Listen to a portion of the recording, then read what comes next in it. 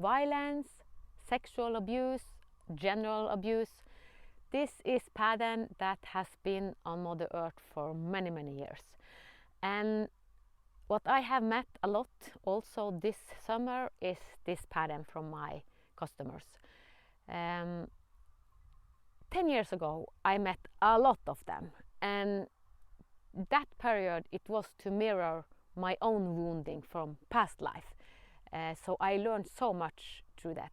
This period it is because there are so many deep abuse pattern, and this deep abuse pattern needs to come up so that we can balance out. And in Norway, when we listen to the news, one person that have been a lot in the news is Marius Høiby. He is the son of Crown Princess, the royalty, and he has sexually abused women. He have raped them, and he will go to court. And what he actually do, he mirror a pattern that has been here for so many years.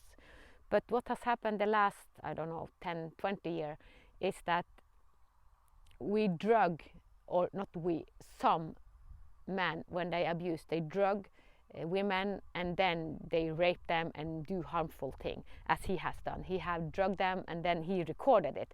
So it's like, why do you record it? So there are evidence on his phone, but he tried to delete it, but anyhow.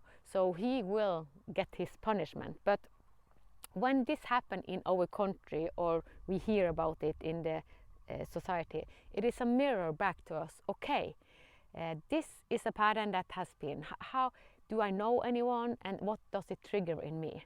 Because I'm kind of blown away by all people who have experienced abuse, and all of us have experienced abuse. Maybe not in this life, but in past life.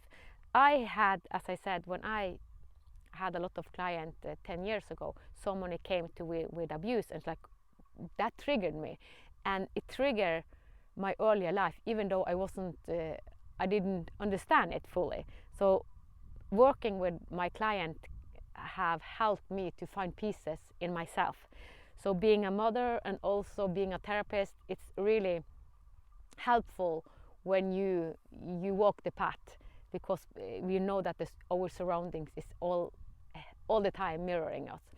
And now Marius Høiby is mirroring the Norwegian people, because there are so much violence here, and it is in most countries.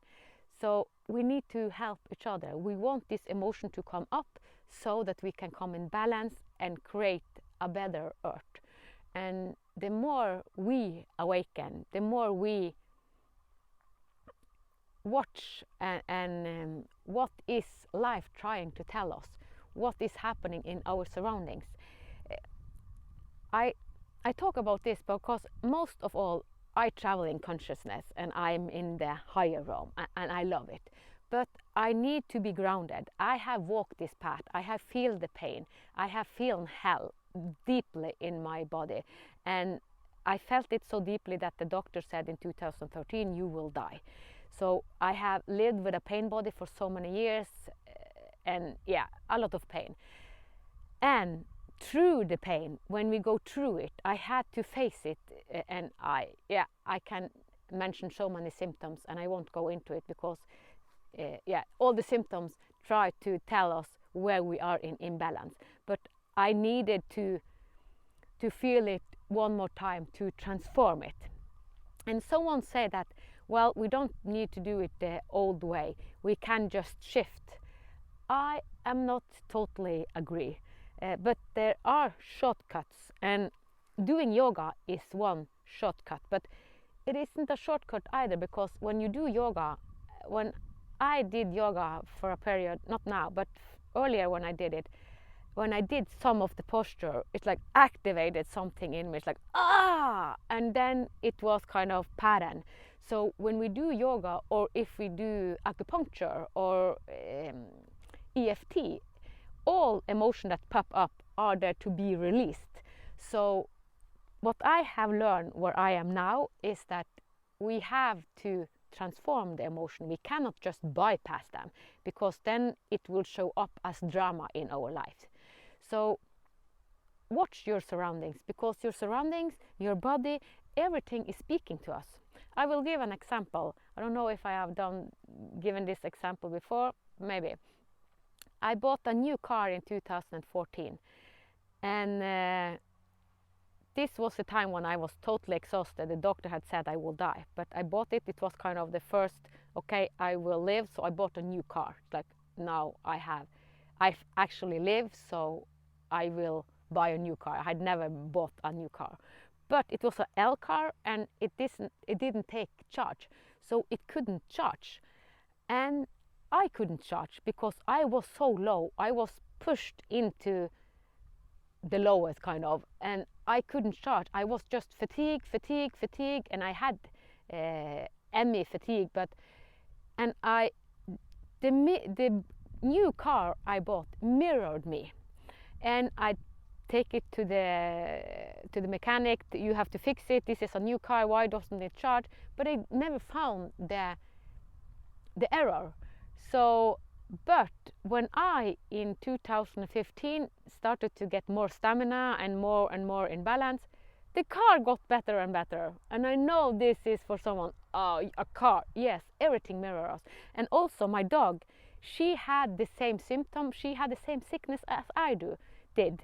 So she had to have medicine because she had no energy. So she was fatigued, a dog that couldn't go for a walk because she was so fatigued. So life is mirroring us all the time, and it is fascinating to see. So try to see with new eyes, with new perspective, whatever you meet. If it is a feather, if it is a dog or a cat. Now we have 2 cats, and it's so fascinating to see these 2 cats because they are so different, 2 opposite cats. One is very fearful and one is in total trust. Even though both the cats are they are feminine cats, but one is very fearful and one is very trusting. And how this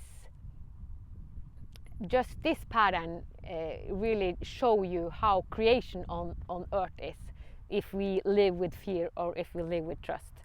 So everything can give us insight, can give us clue about, okay, so we actually want triggers.